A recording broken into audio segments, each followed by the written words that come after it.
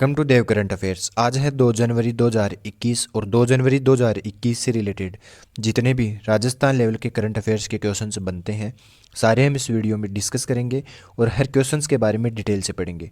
तो चलिए शुरू करते हैं। क्वेश्चन नंबर 1, हाल ही में राज्य के किस जिले में एक बार फिर से राफेल फाइटर जेट आएगा? तो राज्य के किस जिले में आएगा rifle fighter jet? Jaipur, Jodhpur, Udaipur या इनमें से कोई नहीं? तो इसका राइट आंसर क्या होगा? राज्य के जोधपुर जिले में राफेल फाइटर को लाया जाएगा। चलिए देखते हैं इसके बारे में डिटेल से। भारत प्रांत का युद्ध अभ्यास स्काई रोस होगा, जिसमें फ्रांस के राफेल के साथ भारतीय राफेल में सुकोई फाइटर अपने जलवे दिखाएगा। 6 वर्ष पहले देश में पहली बार जोधपुर में ही राफेल आया था और इस बार फिर से जोधपुर में ही राफेल फाइटर जेट आएगा। तो अब बात आती है जोधपुर से रिलेटेड। देखते हैं हम जोधपुर से रिलेटेड। ये मैप में देखिए आप जोधपुर की बात करें तो स्थापना 1459 में हुई थी और राव जोधा के द्वारा जोधपुर की स्थापना की गई थी। अब क्षेत्रफल की जहाँ बात करें तो 22,850 वर्ग किलोमीटर जोधपुर का क्षेत्रफल है। और शुभंकर जो एग्जाम की दृष्टि से बहुत ही इंपॉर्टेंट क्वेश्चन है, शुभंकर जोधपुर का है कुरंजा, जो एग्जाम में बहुत बार पूछा भी गया है। संभाग की जहाँ बात करें तो यह राज्य का सबसे बड़ा संभाग में से एक है। जोधपुर संभाग में 6 जिले आते हैं। अब उन 6 जिलों की हम बात करेंगे जो इस संभाग में आते हैं। जोधपुर, जालोर, बाड़मेर, पाली, सिरोही और जैसलमेर इस संभाग में आते हैं। यहाँ की मिट्टी की बात करें तो रेतीली मिट्टी जोधपुर में पाई जाती है। और इम्पोर्टेंट क्वेश्चंस देखते हैं जोधपुर से रिलेटेड, ताकि आपके जोधपुर जिले से रिलेटेड कोई भी क्वेश्चंस आए तो आपके अच्छे से एग्जाम में आप कर सको। प्राचीन उपनाम की हम बात करें तो मारवाड़ क्षेत्र जोधपुर को कहा जाता है। आधुनिक उपनाम की हम बात करें तो मरुस्थल का प्रवेश द्वार और राजस्थान की सूर्य नगरी के नाम से प्रसिद्ध है जोधपुर जिला। और यह मेहरानगढ़ दुर्ग के लिए भी विख्यात है। हैंडीक्राफ्ट के लिए विश्व में प्रसिद्ध भी जोधपुर जिला ही है। और राजस्थान की पहली आईआईटी आपसे पूछ ली जाए तो जोधपुर जिले में ही पहली आईआईटी खोली गई। क्षेत्रफल की दृष्टि से चौथा सबसे बड़ा जिला है जोधपुर। जोधपुर में नदियों की जहाँ बात करें तो लूणी नदी, जोजरी नदी, गोलासनी नदी, मीठड़ी नदी यहाँ पर मुख्यतः पाई जाती है। अब झीलों की बात करें तो कालियाना झील जो 11 किलोमीटर लंबी है, यह भी जोधपुर में ही पाई जाती है। तख्त सागर झील, बालसमंद झील, उमेद सागर झील। और बांधों की बात करें तो बांध है पिचियाक बांध और प्रताप सागर बांध, जो एग्जाम में बहुत बार पूछे भी गए हैं। तो पिचियाक बांध है जोधपुर जिले में और प्रताप सागर बांध भी जोधपुर में ही स्थित है। चलिए बात करते हैं जोधपुर के लिंगानुपात की। तो 916 जोधपुर का लिंगानुपात है, 916। साक्षरता में हम देखें तो जोधपुर का राज्य में 15वां स्थान है साक्षरता में 65.9% के साथ। अब साक्षरता में 15वां स्थान जोधपुर का है तो पहला स्थान किसका है? पहला स्थान अगर आपसे पूछ लिया जाए तो कोटा का है पहला स्थान। और दूसरा स्थान आपसे अगर पूछा जाए तो जयपुर का दूसरा स्थान है। तीसरा पूछ लिया जाए तो झुंझुनू का साक्षरता में है, पहला कोटा, दूसरा जयपुर, तीसरा झुंझुनू। और चौथा स्थान अगर क्रम वाइज पूछ लिया जाए तो सीकर जिले का आता है। जहाँ हम बात कर रहे हैं जोधपुर की तो जोधपुर का स्थान है 15वां स्थान साक्षरता में। प्रसिद्ध स्थलों में हम देखें जोधपुर में तो प्रसिद्ध स्थल कौन कौन से आते हैं? जसवंत थड़ा का मंदिर और एक थंबा महल भी जोधपुर में आता है। उम्मेद पैलेस भी जोधपुर में स्थित है। कागा की छतरी भी, जो एग्जाम में बहुत बार पूछी गई है तो इम्पोर्टेंट है, इसे नोट कर लीजिए कि कागा की छतरी भी जोधपुर में ही स्थित है। और हाल ही में जोधपुर में आर्टिफिशियल इंटेलिजेंस क्षेत्र का भारत का पहला सुपर कंप्यूटर DGX-100 भी स्थापित किया गया था। और राजस्थान भूमि विकास बैंक के क्षेत्रीय कार्यालयों का हाल ही में जोधपुर कार्यालय में विलय किया गया है।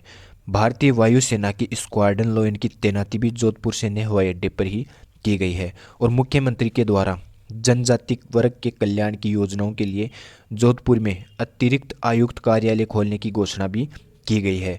जेनिस जोसेफ जो राजस्थान की वेट लिफ्टर है, जिनका भी संबंध जोधपुर से ही है, यह भी जोधपुर ज़िले से ही है। तो ये इतने इंपॉर्टेंट क्वेश्चंस बनते हैं जोधपुर से रिलेटेड। अब जोधपुर से रिलेटेड जो भी एग्जाम में क्वेश्चंस आएंगे आप आसानी से कर पाओगे। चलिए देखते हैं अगला क्वेश्चन।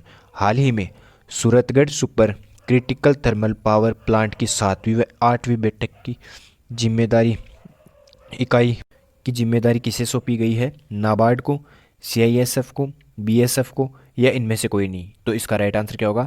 CISF को Suratgarh super critical thermal power की 7वीं और 8वीं इकाई की जिम्मेदारी सौंपी गई है। चलिए देखते हैं इसके बारे में डिटेल से। केंद्रीय औद्योगिक सुरक्षा बल यानी CISF को केंद्र सरकार ने एक और बड़ी जिम्मेदारी सौंप दी है। Suratgarh super critical thermal power plant की सुरक्षा के इसकी को जिम्मेदारी सीआईएसएफ को ही सौंपी गई है। इससे पहले सीआईएसएफ देश के हवाई अड्डों सहित करीब 350 संवेदनशील संस्थानों स्थानों की सुरक्षा कर रहा था और अब इसके साथ शामिल हो गया है Suratgarh super critical thermal power, जिसकी सुरक्षा कर रहा है सीआईएसएफ। चलिए देखते हैं नेक्स्ट क्वेश्चन। हाल ही में ग्रामीण विकास व पंचायती राज विभाग ने नए साल में प्रदेश के कितने गांवों को सॉलिड में लिक्विड पेस्ट मैनेजमेंट का तोहफा देने की घोषणा की है? तो कितने गांवों को देने की घोषणा की है? 13,000, 14,000, 15,000 या इनमें से कोई नहीं? तो इसका राइट आंसर क्या होगा? 15,000 गांवों को ग्रामीण विकास व पंचायती राज विभाग ने नए साल में सॉलिड व लिक्विड पेस्ट मैनेजमेंट देने का तोहफा घोषित किया है। तो इसके बारे में चलिए देखते हैं नेक्स्ट क्वेश्चन।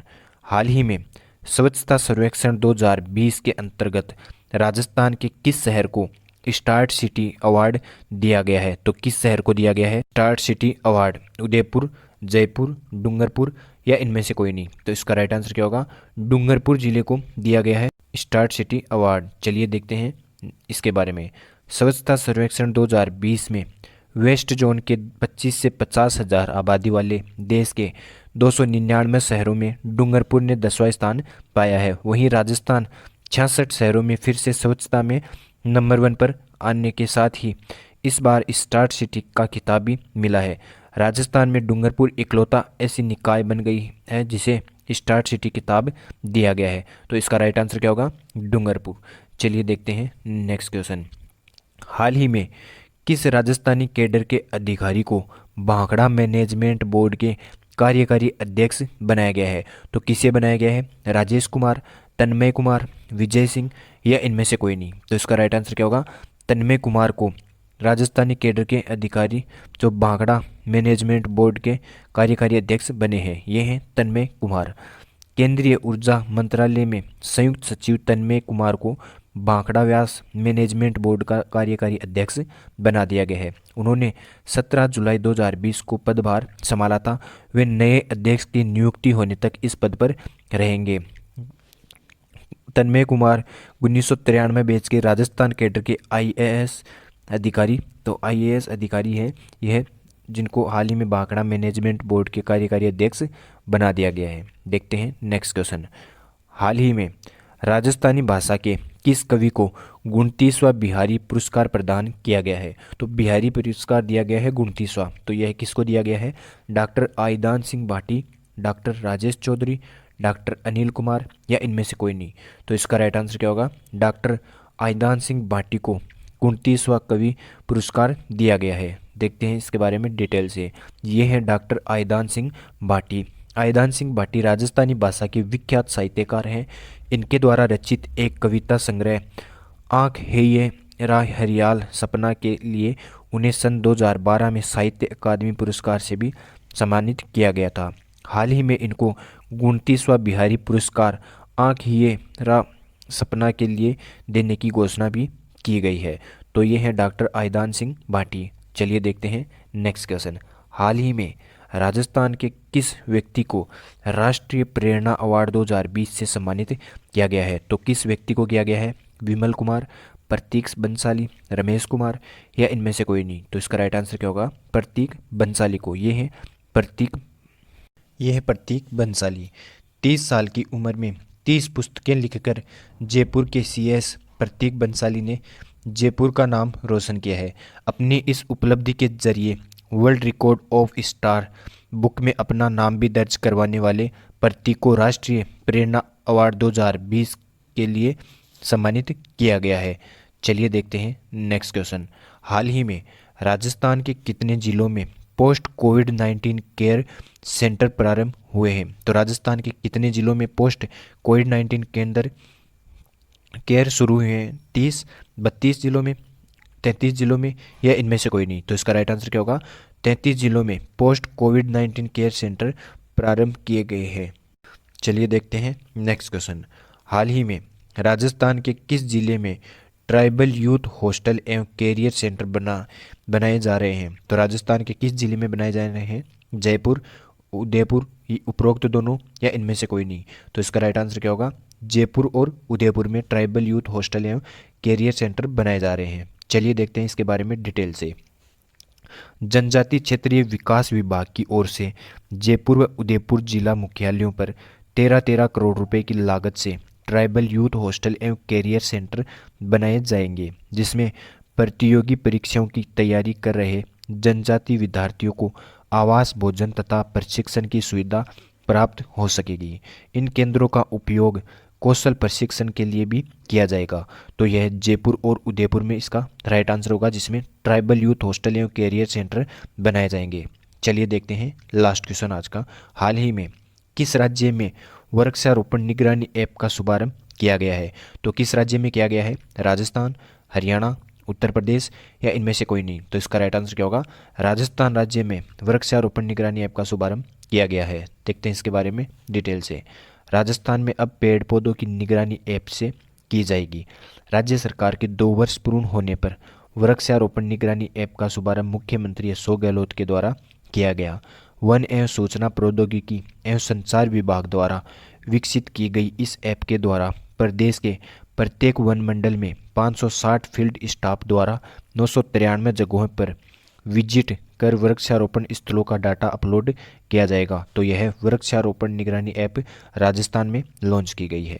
चलिए देखते हैं कल का पूछा गया क्वेश्चन। हाल ही में राजस्थान में सर्वश्रेष्ठ तथा देश का 6ठा सर्वश्रेष्ठ सांसद किसे चुना गया है? तो निहाल चंद मेघवाल को, जो राजस्थान का तो सर्वश्रेष्ठ है और देश का 6ठा सर्वश्रेष्ठ सांसद है। चलिए देखते हैं आज का क्वेश्चन, जिसका राइट आंसर आप कमेंट बॉक्स में देना।